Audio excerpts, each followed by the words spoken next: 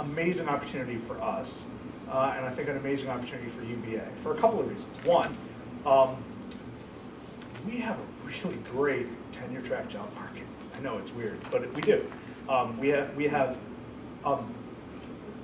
many recent PhDs in media studies and communication go on the job market in their first year and get more than an offer. It's not the majority, but it does happen with some frequency. That's a pretty good sign. I mean, we've had to bid up on salaries, and other universities have as well.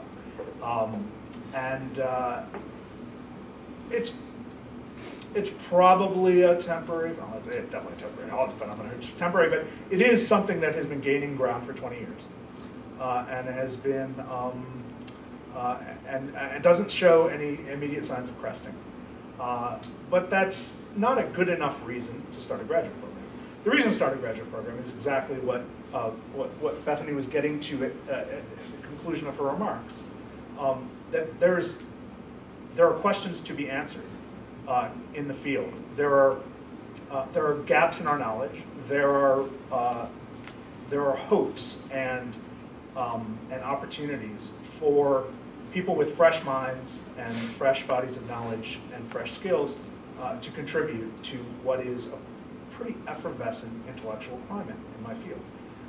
And we have been, so just to give you an example, in departments of communications and media studies, it's not unusual to find more than half of the tenured and tenure track faculty members having degrees in disciplines other than communication media studies. And that is, first of all, because of the general intellectual openness. Very few places put up barriers and say, no, we won't consider you if you don't have a communication PhD. I can think of 3 or 4, and they're all in the Big Ten that do that, but most are totally cool. But beyond that, there haven't been enough PhDs in communication or media studies to do the top or most interesting work in the field. So we're in a really privileged position. And that's why it's so exciting. It's one of the reasons that we've been able to do really exciting work with our core faculty and our undergraduates for the past 7 years. And you know, our faculty has been growing. Our undergraduate major has gone from 40 to what will likely be 250 in the fall since I became chair. And that's caused all sorts of headaches, but it's an amazing opportunity, and I have to apologize to the English department for taking so many of their potential majors in the process, but you know, what are you going to do? Those are the breaks. So that said, we're getting ready to figure out how to do graduate work here at the University of Virginia in the best possible way. So what should we do and what shouldn't we do? What should our curriculum include? What are the biggest drags that graduate students have to deal with through their academic program? These are all questions I haven't had a chance to ask people beyond. I work with 4 teaching assistants, all of whom come to us from the sociology department where they're unfunded. In the past, we've had TAs from the English department, from the music department, and a few others. But this year they're all coming from sociology, and they have their own particular concerns. So I'm very familiar with I think rather shoddy way that graduate education is done in sociology. Oh, my sociology colleagues are here and get mad at me about it, but it's really, they're not treated well. And it's getting worse over there. So I know that stuff. And I would say that one of the things that gives me pause, the only thing that gives me pause about starting a PhD program, is that this university doesn't have a maternity or family leave policy for graduate students, and it does not have affordable and accessible childcare for any students. For any students. I mean, there are undergraduates who have children, and there's no affordable childcare at this university, and I think that's deeply immoral. So that's, you know, those are problems I think we can all agree we should be solving for the greater good, and just to make, you know, work life even possible here at the university. But that aside, so I'd like to start with the panelists. And do you have any advice for me? Like, what about coursework? What aspects of coursework should we focus on? Should we avoid? Do you have any visions or models for how a totally fresh, totally new PhD program should start with no baggage? They've met the sociology students. If you could like, do it from scratch, which we get to do, pretty cool. Well, I could say one thing from my perspective. In French, we about 2 years ago, we completely redesigned the doctoral portion of our graduate program. And it's much more focused on the dissertation now. It's much more streamlined. And what it's doing, and we're seeing the results now, happening now, is it's getting students out in a much quicker time frame. So what numbers are you talking about? 6. Yeah, what was it before? 9. Okay. Yeah. There are people who are defending the spring, if they defend, who are in year 8. And what were the instruments that changed? Reducing the total The credits? big issue was we have an MA PhD program. So the students who come in with a bachelor's degree, they do a master's degree first, okay. and then they do doctoral coursework. Before it was 2 years, and then they move on to the dissertation. We had 2 series of massive exams. We had a big MA exam that was literary history coverage, and then another big comprehensive exam after PhD coursework that was basically the same exam except focused on one particular field. Another massive list of texts that you couldn't, in good faith, expect students to master. And now what we've done is we've gutted that exam, got rid of the list, and basically created a dissertation proposal colloquium that all students in their first semester, second year of doctoral studies participated in. It's faculty-led, and throughout that semester, they're basically writing their proposals. And the exam now is solely focused on that proposal, on the bibliography for the proposal. And it seems to be working really, really well. Of course, this kind of goes contra to some of the things that have been proposed here, because we're still very much focused on the dissertation in its most traditional form. But the way we structured it doesn't preclude future students from actually proposing more creative formats for the dissertation. So we've left space open for that to happen. How many of those years are funded? How many of the 6 years are funded? All of them. That's that? Yeah, we do not, and I've had plenty of students come to me over the past 2 years after the restructuring happened, worried about their funding, and we manage through some creative juggling, playing musical chairs a bit, but we're not in the business of cutting people off when they're about to finish. So Laura, what's the biggest drag? If you don't mind saying that with English faculty in the room. I don't know if I'm prepared right now. I mean, I think that in some ways, I've been trying to use like my frustrations in a more productive, like a sort of like what else could it be kind of energy. Yeah. So I think the 2 things that came to mind. One is that I actually think one of the most intellectually rewarding things I've done at UVA is being a part of the post-colonial theory reading group. I know Cecilia, you run a Black Studies reading group. It is Michael, you come to those meetings sometimes. I mean, it's just like mind-blowingly awesome. And there's people from anthropology, there's faculty there, there's grad students.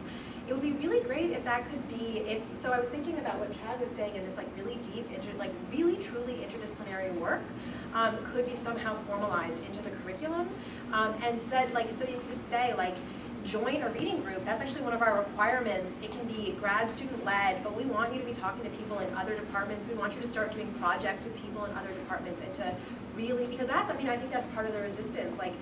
The Scholars Lab is in an incredible position to say no, don't cut our funding, or don't make us choose this department should be cut or that department, because we work really equally with both of those departments. And if you cut funding to either of them, you're starving us. And so I think that doing that is that's really a great vision of what the university could be. And then the other thing is I think pulling in faculty from places like the Scholars Lab, because I feel like I've just started to get my feet wet in terms of digital stuff thanks to the incredible staff at the Scholars Lab, and it's completely made me rethink what I was doing before, and I keep thinking why didn't I just do this in my first year? Why didn't I have this meeting and just say what could I do? Because I do think I'm really interested in canonization, and natural language processing completely changes the way that you can think about canonization. So I think that working with people who are doing really cutting edge research at UVA, getting them in, but also trying to encourage people to form interdisciplinary pairings, and that's outside of the classroom, but making that part of the curriculum, saying we don't care what reading group you choose, just pick one. So that actually links very well with Chad's model, as you said, of what we could do, right? How we could approach the 20-year dissertation. Part of the good news here is that in 2 areas, and it'll probably go to 5 areas, the university is from the top down, which may not be ideal, devising curricula and graduate degrees in two big areas. One is global development studies, and the other is in data science. And they're doing it with much of this in mind. The idea that you can actually instigate degree management and curriculum management above a department level, outside of and beyond and between and among departments, and have a committee of faculty from various representative departments contribute to that, and how the money's going to flow is a big question, because this actually runs counter to the new budget model, but that's another story for them to worry about later. But the idea being that if you're going to come here to study something like data science, which, by the way, has immense social scientific and humanistic applications and opportunities as well, and Bethany have been very integrally involved in these discussions. You should have easy access to experts in the College of Engineering and Applied Sciences, to people in the Comm School, to people in the law school, as well as the College of Graduate School of Arts and Sciences. So, and the students from all those places, because you could be in a seminar with a computer science graduate student who introduces you to an idea that completely works for you, right? And that's that serendipity that we can do to take advantage of our scale, because the fact is, as Ari said, we got a lot of boutique departments, right? And they're to the point where we have the exceptions in the College of Graduate School of Arts and Sciences. The handful of exceptions are battleship as opposed to boutique, right? There are only a handful that have enough PhD students to even compete with the Michigans and Berkeleys. I don't even think any of us can compete on numbers. We certainly can compete on quality in a handful of departments. So given that most of the departments at the university are going to have increasingly tiny incoming classes, we can either take that as a frustrating sign of austerity or as an opportunity for an engineered collaboration and enabled collaboration. Make each graduate program seem and feel bigger than it is on paper, right? So that, I think that works for a lot of the comments that are coming. Sue, what are your perspectives? What should we avoid? What mistakes can we avoid?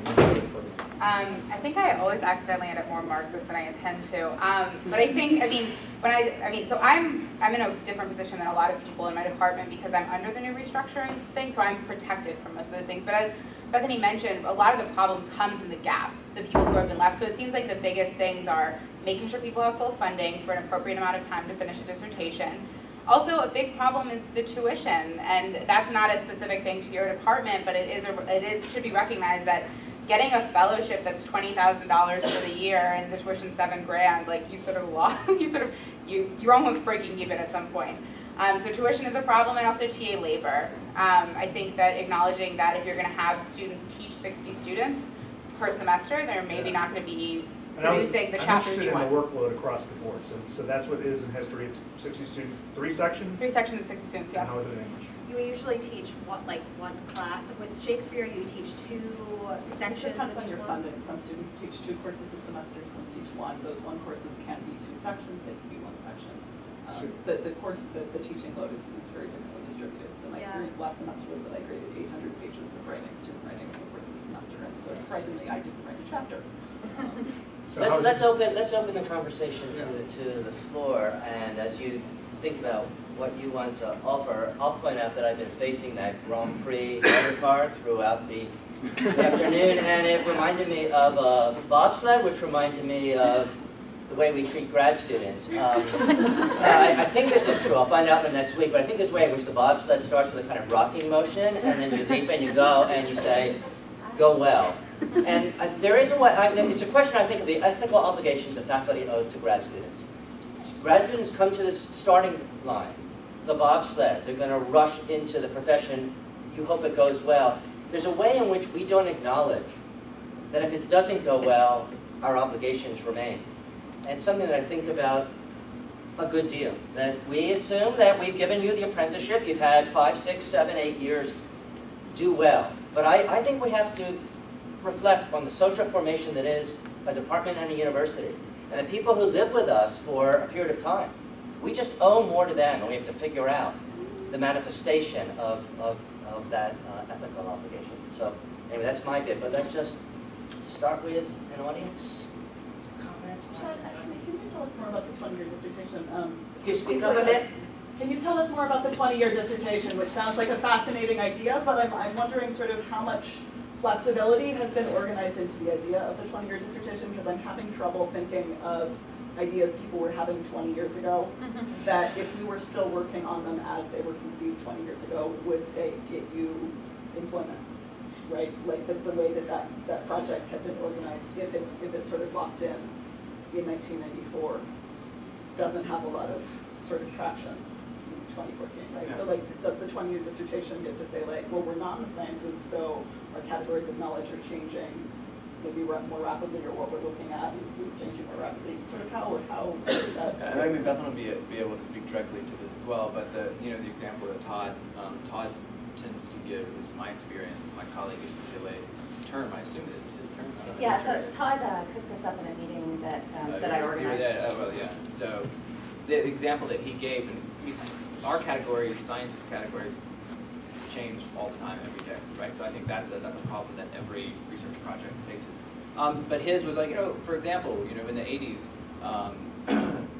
European immigration was a huge problem in the sense of how do we wrap our heads around this? How do we wrap our heads around that in terms of the question of secularization? How do we wrap our heads around that in terms of European integration? How do we wrap our heads around that in terms of legal questions, political questions?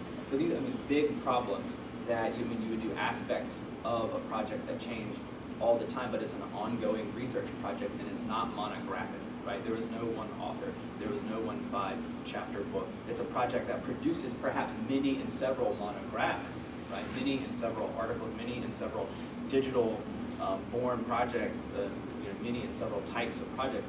And the key for, in terms of graduate education, is that that would allow us a whole range of opportunities, a whole range of platforms and forums with which to rethink requirements for a PhD, right? It wouldn't just have to be the rough draft for a monograph.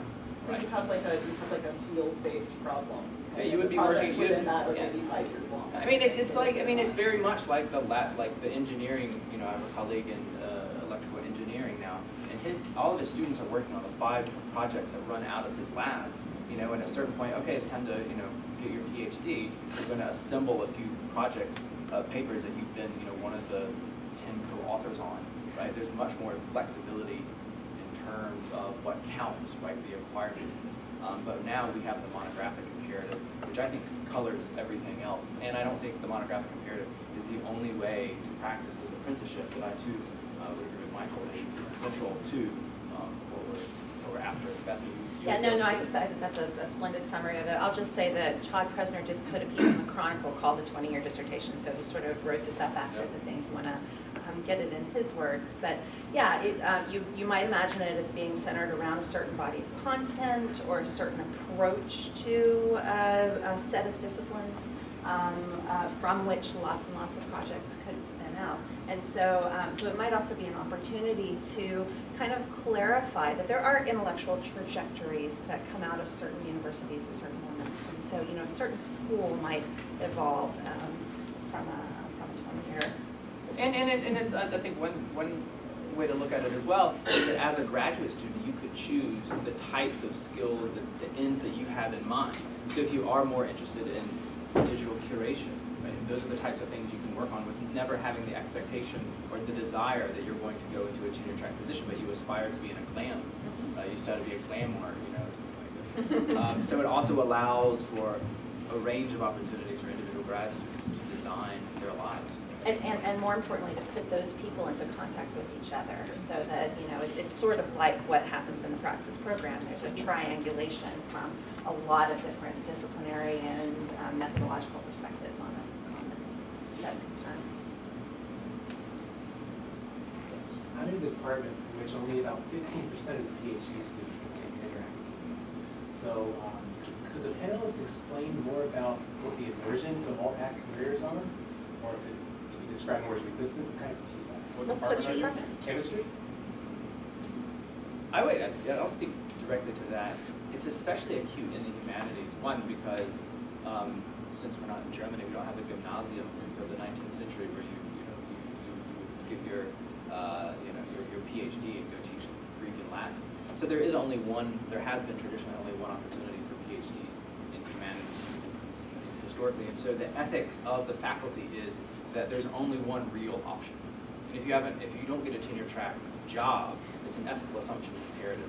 And I know colleagues like to deny that that doesn't exist and that we encourage people to flourish and do whatever they want, but I think that's bullshit. I mean, I think we all assume that the only real job, or at least that in my experience, I know it was where I was trained as a graduate student, had I not gotten a tenure track job, not just a tenure track job, but a tenure track job in a certain number of schools, I would have been considered a failure. It's also embedded in policy at the university. The graduate department during the funding restructuring 3 years ago, the winner departments were those that allegedly had great placement in institutions at UVA's level or above.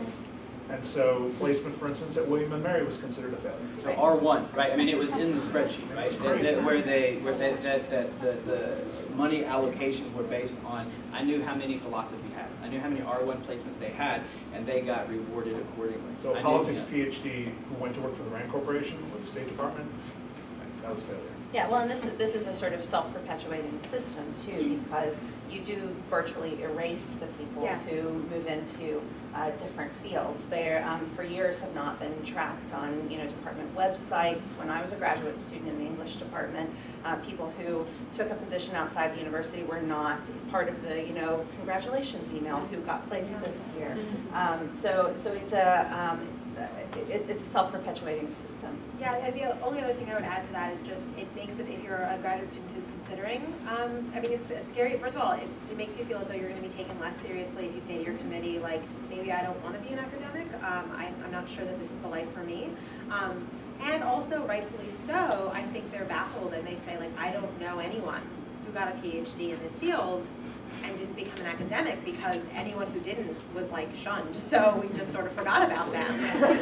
So I can only tell you about other academics, and so I do think that something needs to happen where they start to say, I mean, if, right now the national numbers for to get a PhD in English, it's like 8% are going to get tenure track employment. So there are an awful lot of people with PhDs in English who are not working in traditional tenure track jobs.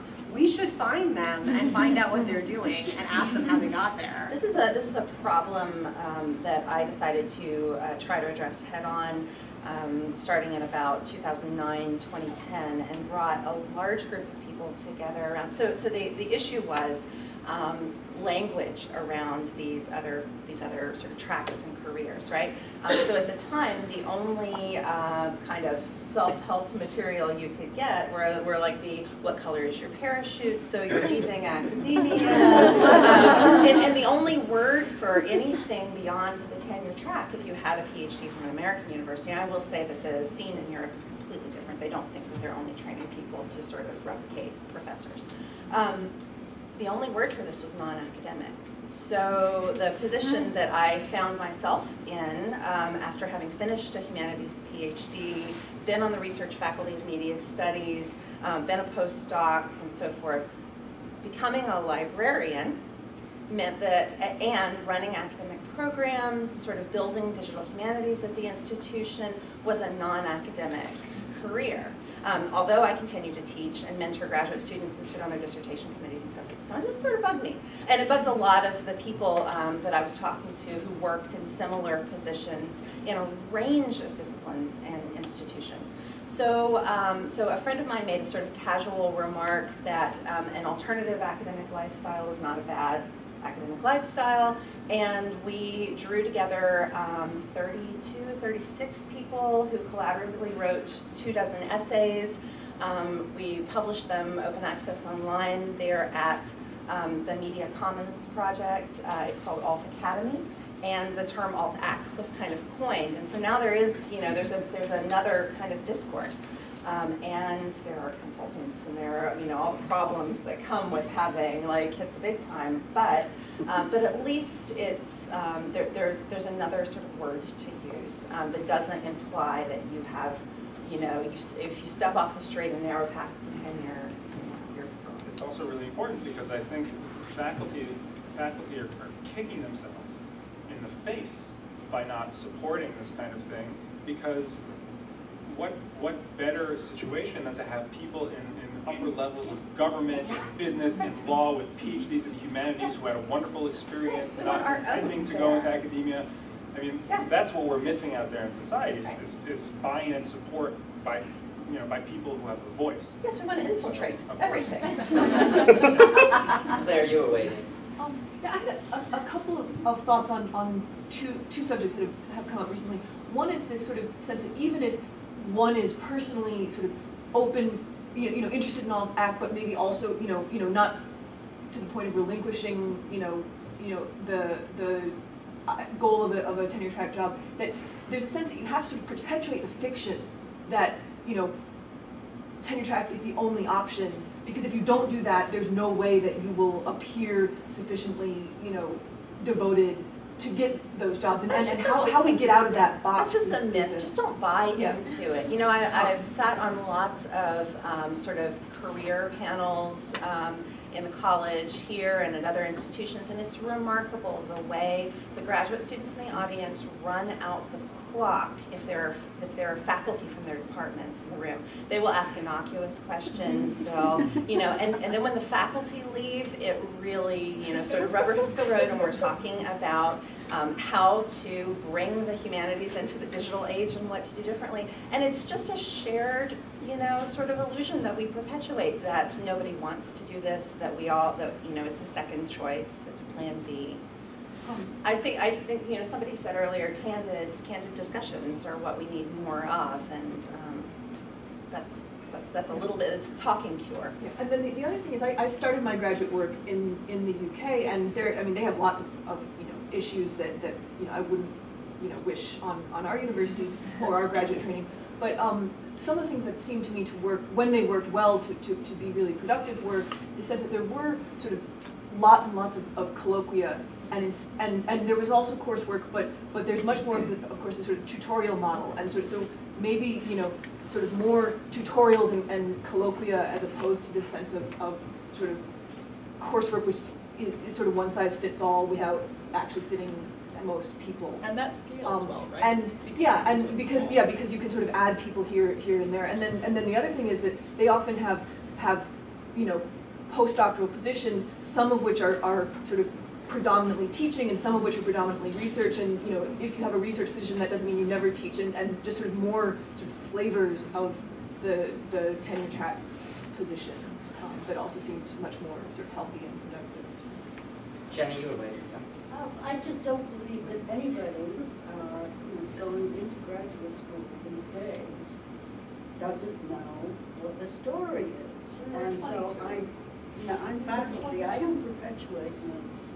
And I know that in our department we talk about the future. So I don't think that I will say that we are saying that if you don't get a tenure track job, you're a failure.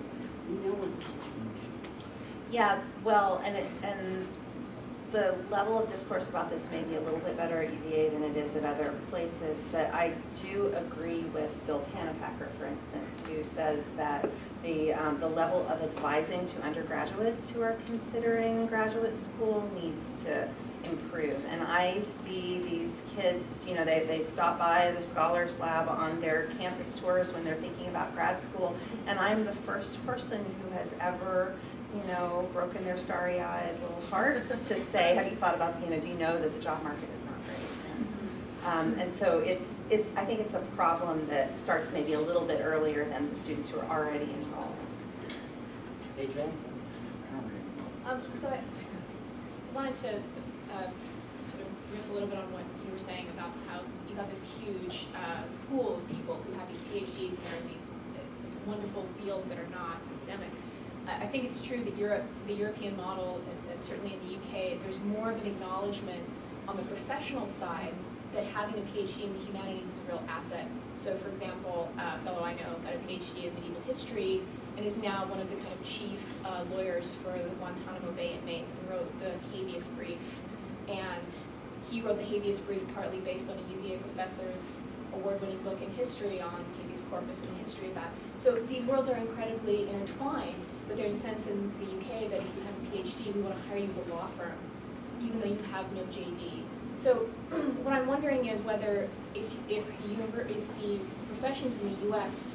are, let's say, rather more sort of Catholic in their sense of who they're drawing from, whether it's maybe up to the universities to provide some kind of better, not just marketing, but also kind of legitimate institutional representations of that collaboration, of those sorts of engagements. And I mentioned this at one of the Institute for Humanities talks, but Oxford University has this new Martin School where they deal with big problems like global warming, immigration issues, human rights issues, and what they do is they put people from the humanities and social sciences across the entire university and from other universities on these essentially kind of clusters, in these clusters, and they try and address big problems over very long periods of time.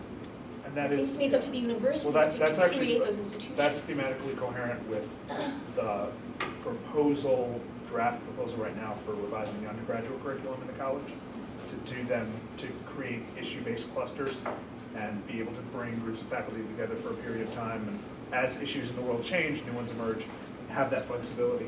So there's another layer of arrangement beyond the academic department, which would fit very well in graduate, probably better in graduate work as well.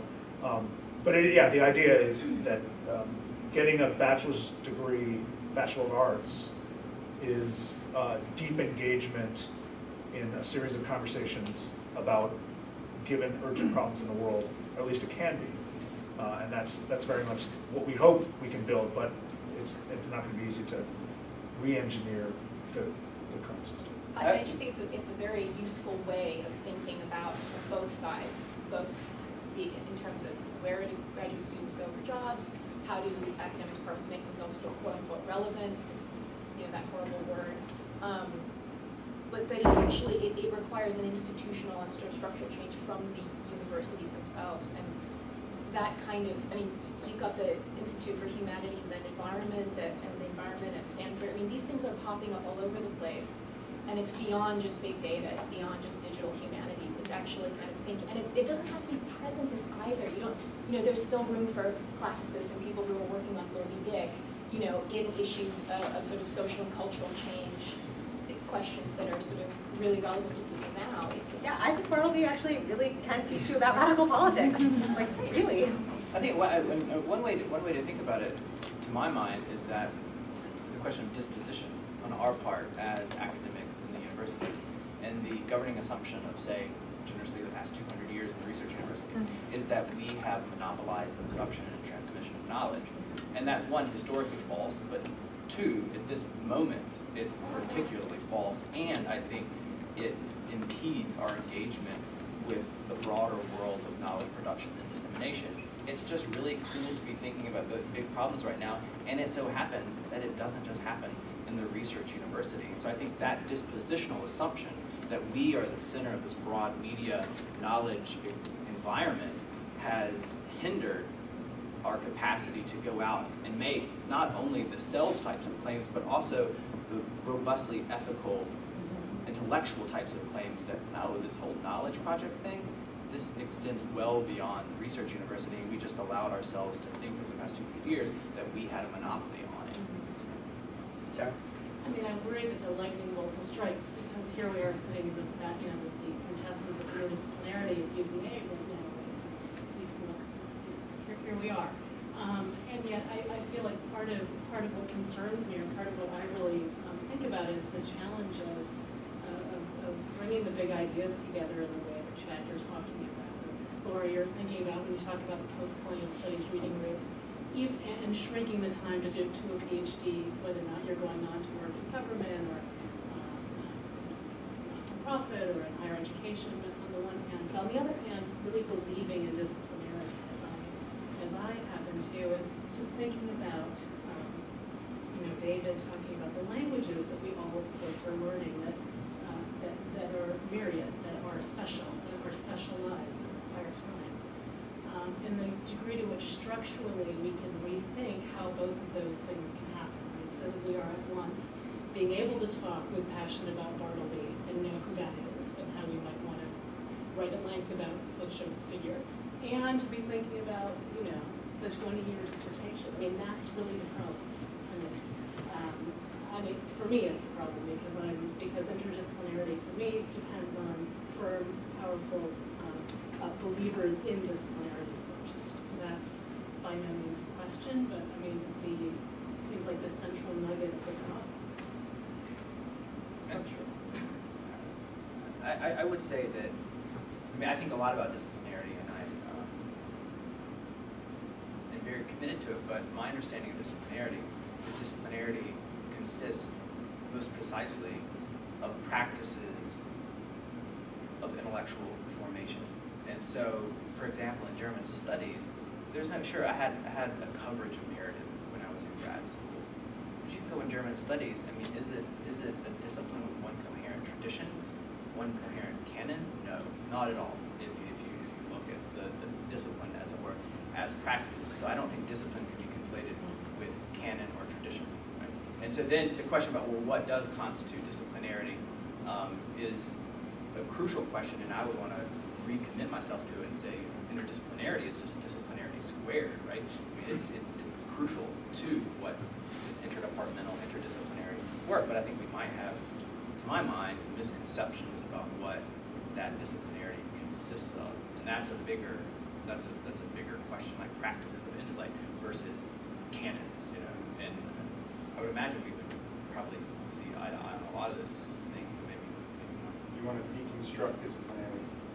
No, just like what it is, right? It's not just a list that you read, right? So that consists of. Yeah, no, I'm thinking of what it takes to become an art historian. Exactly. It's actually a set of specialized skills, habits. That Yeah, that's you may not care about the art, you actually exactly. have a set of skills. We've been talking about problem-based inquiry, and then there's a problem before us this afternoon that I would say we haven't organized well around as an object of inquiry, this question of the education training of grad students and their passage from degree into employment. We talk about it in this very stimulating and dispersed way. It's just a comedy in my department that every few years we say, does the DGS also have a responsibility for non-academic employment? And that conversation flares and flickers and goes away. It seems to me we're intelligent, and there's a way that we could bear down on what is, after all, a complex problem, the relation between university education and this passage of the young into the workforce. But that is not, yeah, Jesse? Yeah, it seems to me, you know, being a part of a lot of these conversations, that there's a sort of unwillingness to take the plunge, so that the problem as students is that we find that, you know, how can we radicalize our education so that we still need to fit into these traditional job hiring slots at some point in the near future. And it's like, how do you just decide to be like Reed colleges, Bard colleges, and say we're not going to submit our scores, you know, we don't need to be ranked. I think it takes a sort of radical break, and I don't know like who's going to take the plunge, or how you design a system so that maybe there's a safety net, or maybe there's opportunities to maintain a sort of standard right education while also revolutionizing it. Maybe just to jump off that, Siva and Ari, if you can tell us how long has it taken to think about creating a graduate program in media studies? How many years is this sort of restructuring of the French program? Even just these sorts of micro changes. What's the time frame on stuff like that? Well, I mean, we ever since we became a department, we wanted to do it. We waited until we had critical mass of faculty, which was this year, to actually start planning. We thought it would be irresponsible to plan and propose before we had enough faculty to give our students a decent experience and some attention. So this is under 10 years? Oh, it's under I don't 1 know year. how long you guys It's have under been 1 year. Okay. And we just started planning this year. We are going to make a proposal next year and send it up through the provost office, and then it has to go to Richmond, and it'll take another year. So we won't actually start it for probably 3 years. And my department to appropriate some of the discourse that was bandied about during the Tweed summer, we've been strategically dynamic. So when the restructuring of the graduate school was being proposed, we started to see some of the writing on the wall. We knew that time to degree, let's say, there were 3 sort of factors that were becoming clearly very important for the administration.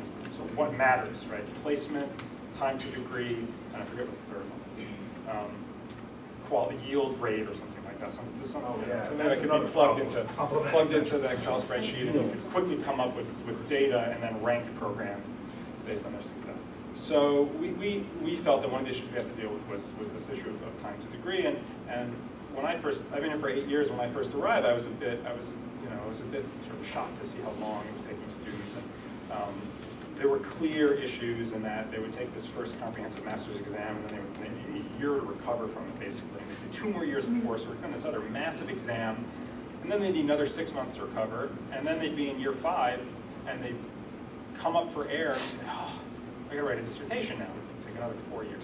So the conversation actually started around the time of the great restructuring, because we felt there was an urgency there, and we weren't necessarily being seen as winners. We were actually being seen as one of the sort of loser departments in one sort of perspective. And we felt that one way to sort of bolster and strengthen the program would be to make this change. So it took about 1.5 years, and for a year there we had students so we switched around, we sort of tweaked the coursework a bit and switched the structure of the exam completely, and we had people who were sort of in between, and we offered this sort of hybrid system for 1 year for these people, and they could choose either the old method or the new method. And then we sort of the following year, we just moved into the new method. That's how it's... This data-driven revision that we went through about 4 years ago, which, I mean, it was just moneyball. It was horrible. It had created so many perverse incentives for graduate programs and for departments. And I'm thrilled to see that you managed it extremely well to make it work for you. A lot of departments weren't capable of doing that. So the yield problem is a huge one. So one of the scores that mattered in judging whether departments were winner departments or loser departments was yield. What that means is, kind of in the undergraduate sense, if you accept 10 incoming students and 6 of them turn you down, you're considered a failure. This creates a perverse incentive to try not to compete with the top programs in your field for the best students. So if we were to start a program, we're getting a new graduate dean who might throw this out, hopefully, and not consider it. But I mean, if I were to compete against Annenberg USC or Annenberg Penn for the best students, I'd be stupid. I would rather compete against tier 2 or 3 department. You know, I would look at the list of applicants, take the top 10 and throw them out, and go for the middle 10, because I'm likely to get almost all of them, and that helps my score. It's and one of the best class we teach, by the way, in media studies is The Wire, and the best part of it is the juke and the stats portion. And so these are lessons, of course, we're teaching our undergraduates. But that's exactly how we would have to play it, and we would be loud about how horrible it would be to have to do that. But of course, the fact is, if you are doing a PhD in the Annenberg School of Communication, you're pulling in $25,000 in pay every year, and you're actually living pretty well. But that's understandable. I just wanted to what Jesse said, to the graduate students in the room, I think we need to stop waiting for the Deus Ex Machina. It's not coming. We are our own Deus Ex Machina. We need to, I think that there are faculty who are doing really important things to support us, but we need to stop saying, oh, please restructure the job market so that I can get a job. And we need to say, I demand a job that matches my expertise and that matches the amount of time that I've done it, and I am doing the revolutionizing here. I'm the one who's doing it. And that's scary because we have no safety net, because we've got nothing else. But I do think that given all of the exigencies that we've just seen, any of us can be denied employment for any reason at any moment in this job market. That you can be, I mean, we all know people who have come through our departments who've been badass and who have not gotten jobs. That's the market we're in, and so it doesn't mean that you can't keep striving for it, but it does mean that we need to stop saying, like, the answer is to put my head down and to write another article. The answer is to say, we need to work together, because when it's one of us who gets shut out, we're easy to ignore. When it's 1,000 of us that get shut out, we're a lot harder to ignore. Just one quick piggyback. as I was listening to you talk, you were talking about mobilizing and all the different constituencies that we need to mobilize. You didn't mention faculty. And you're going to need faculty buy-in in order for any of this stuff to work. And you should know that there are faculty who support your cause, let's say, precisely because the adjunctification of the university that we're talking about has very negative consequences for faculty in individual departments. Yeah. You get to a point, we were talking in my department about hiring more lecturers, and we're getting to a point where it's the lecturer staff is going to peak a little bit above 50%, and pretty soon will be 70, 80% lecturers and 20% faculty, and that is not a good thing. No, I 100% agree, but I think the thing is that I think that the position, and this is like, it happens differently in different universities, but a gross generalization would be that grad students and adjuncts are in a position where we say, like, please help us, oh, please help us. And I think that we need to say, like, this is our vision, this is what we want. We know that some of you want the same thing. You have a lot of power, and here are ways that you can use that power to help this cause. So would you turn down all adjunct employment? Would you encourage your cohort to do the same? I mean, I think that I don't want to make decisions for other people, and I think that people need to make decisions that are best for them. And so, and I also, again, I spoke about student debt. I think there are some people who are not in a position to turn down any employment at all for any reason, and I wouldn't say to them, like, you've got to do it. Personally, yes, I would not be an adjunct. So personally, like, that's a choice that I would make. I would say that for all the hopes and dreams that I have, I would rather say I'm not going to put myself in that position. Because I think that there are other things that I can do and that I can keep perhaps working from the outside. And I guess, like, yeah, I would hope that ultimately some sort of a movement could get to a point where there could be enough resistance to say, like, a large number of us will turn down adjunct employment, because that's how I think it would.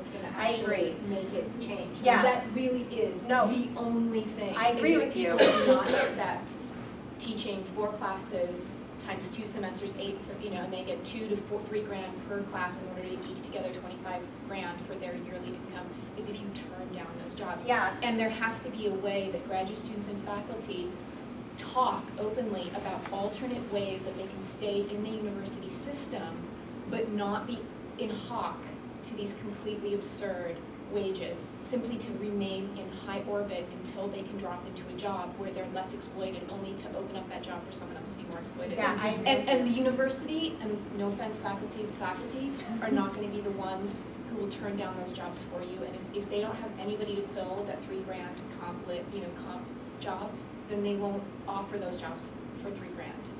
That really is the only way to mobilize. Yeah. But again, there has to be an open conversation about what else people can do. Otherwise, people say, well, then I have to drop out of the academic career. I agree. If I take a job as a dentist's assistant for a year while I'm writing my articles, I'm out of the system. And that seems to me to be a perverse logic, that people who step out of academia in order to preserve their research work are now all of a sudden out of academia. Yeah. Yeah, I 100% agree. I'm going to come from the other side on this. There are thousands of people who apply to graduate school for very few positions. We live in a market-driven culture. I think it's very kind that UVA has all the resources it does, but should we expect that? I don't know. I mean, Melissa Hurst was recently hired. It's terrific. I think everyone should take advantage of her resources. But that's great. But we're no different from, let me back up. Why do we think we're any different from law or business or medicine? If I graduate from a law school, there's no guarantee of a job. There's no guarantee of a really good job. I may have to go hang a shingle somewhere. I don't know, it seems like we have a very high expectation for what we're owed by being in grad school. Can I jump in on that? Yeah. So I think there are probably people in the room who know more about this than I do, but when you make the comparison